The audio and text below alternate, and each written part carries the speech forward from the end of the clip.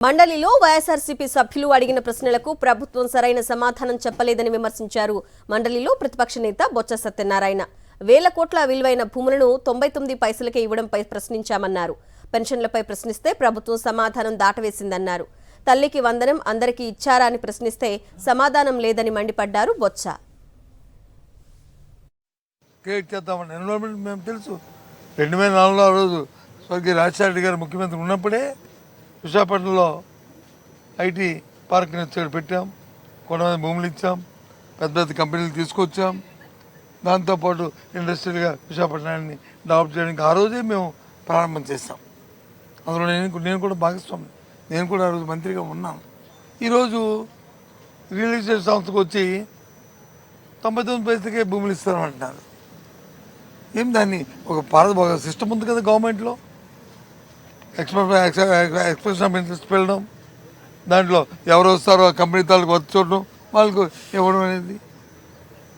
ఎందుకు ఆ కార్యక్రమం చేయకుండా లోపాకారిగా మీరు ఒప్పందం ఎందుకు చేస్తున్నారు? ఇళ్ళకి ఇస్తున్న భూములు ఏంటి? ఆ రోజు అదాని డేటా సెంటర్ వచ్చి మేము ఆ రోజు దాన్ని పెట్టడము, ఆ కార్యక్రమంలో జరిగిన ఎంఓఏలే కదా ఇవాళ అక్కడికి వచ్చిన ఏదైనా సరే గూగుల్ సెంటర్ వస్తుందంటే దాన్ని ముఖ్యమంత్రి కుటుంబ సభ్యులు వచ్చి ఇంత దోపిడీని 5,000 కోట్ల రూపాయలకు సంబంధించిన భూములు ఇచ్చి ప్రయత్నం చేస్తారండి. అలాగే చూస్తే ఏం చేస్తాం? నో ఇది సాంప్రదాయం కాదని చెప్పి పక్క పెడతాం. స్వయంగా ఆ సంస్థ గీతం సంస్థ అధినేతే కాదు 5,000 కోట్లు కాదు 1,000 కోట్లు దాని అంటే 1,000 కోట్లు అంటే ఏమీ కాదు వాళ్ళకి, 1,000 కోట్లు అంటే ఏమీ కాదు వాళ్ళకి. ఆ రకంగా మొదటి ప్రశ్నకి సమాధానం కానీ రాష్ట్రపతి అందరినీ కోరుతున్నాను, చూడమంటున్నాను వాళ్ళ దాని తత్వం ఉందో, ఏ రకంగా దోపిడీ జరుగుతుంది ఈ రాష్ట్రంలో.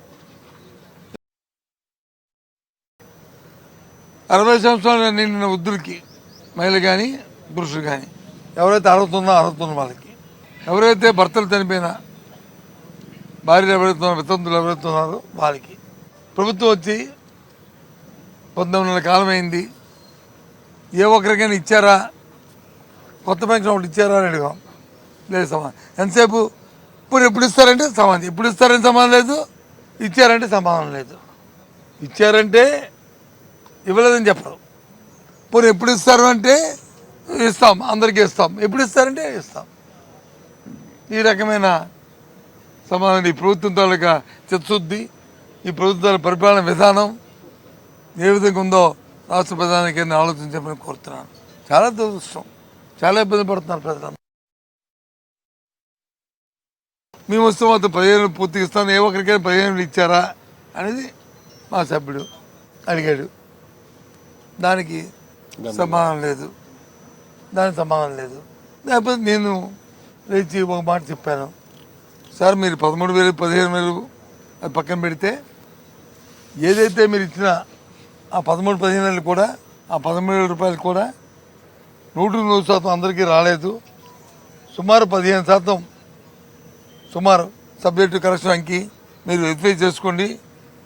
క్షేత్రస్థాయిలోనూ ఎందుకు రాలేదో, ఇంకెందుకు ఇవ్వలేదో, 7,800 రూపాయలు ఇచ్చారు, ఇంకా 7,000-8,000 రూపాయలు ఇంకా ఇవ్వాలి వాళ్ళకి, 1000 అటు ఇటు 6-7 ఇవ్వాలి, దయచేసి వెరిఫై చేసుకోండి చెప్తే మీరు చెప్తున్న అబద్ధమనే మాట చెప్తారన్న.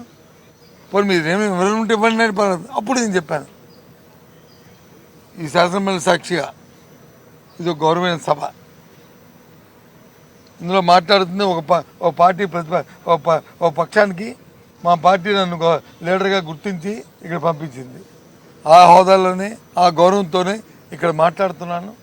ఒకవేళ నేను చెప్పింది ఏదైనా అబద్ధమైతే, ఒక సత్యదూరం అయితే అది విత్డ్రా చేసుకుంటాను. సభకి అపాలజీ కూడా చెప్తాను అని కూడా చెప్పాను. ఎందుకు? నేను జన్మానికి 15 సంవత్సరాలు మంత్రి చేశాను, 5 సంవత్సరాలు ఎంపీగా చేశాను. సభ సాంప్రదాయాలు కానీ పరిస్థితులు కానీ తెలుసు. ఎందుకు ఏ విషయం క్షేత్రస్థాయిలో తెలుసుకోకుండా మాట్లాడే పరిస్థితి కాదు.